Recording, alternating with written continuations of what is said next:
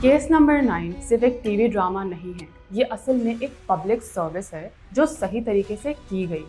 Screen पर ये crime thriller लग रहा है और अंदर से ये बता रहा है कि पाकिस्तान में रेप सर्वाइवर के लिए जस्टिस का प्रोसेस असल में होता कैसे है, और वो भी स्टेप बाय स्टेप।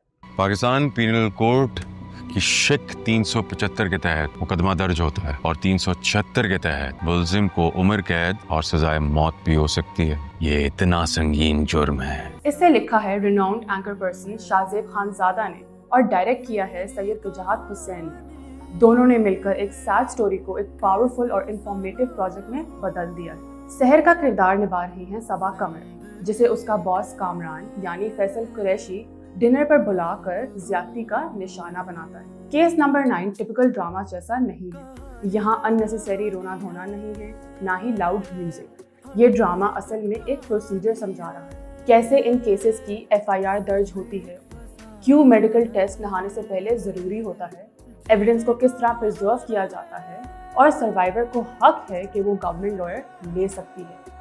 ये वो मालूमात हैं जो लोगों को पहले नहीं पता थी और अब लाखों लोग इससे सीख रहे हैं। अब तो बहुत मुश्किल है बीबी।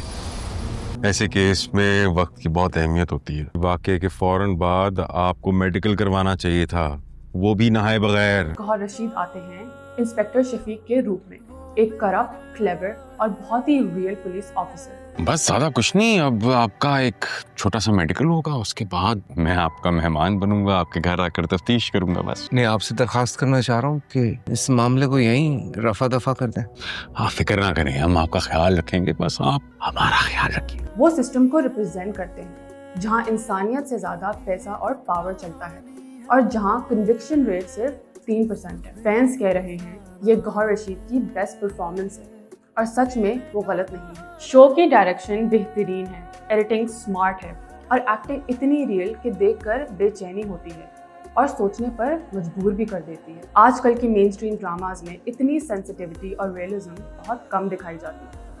केस नंबर 9 एक ऐसी कहानी है जो अवेयरनेस, अकाउंटेबिलिटी और हिम्मत दे रही है।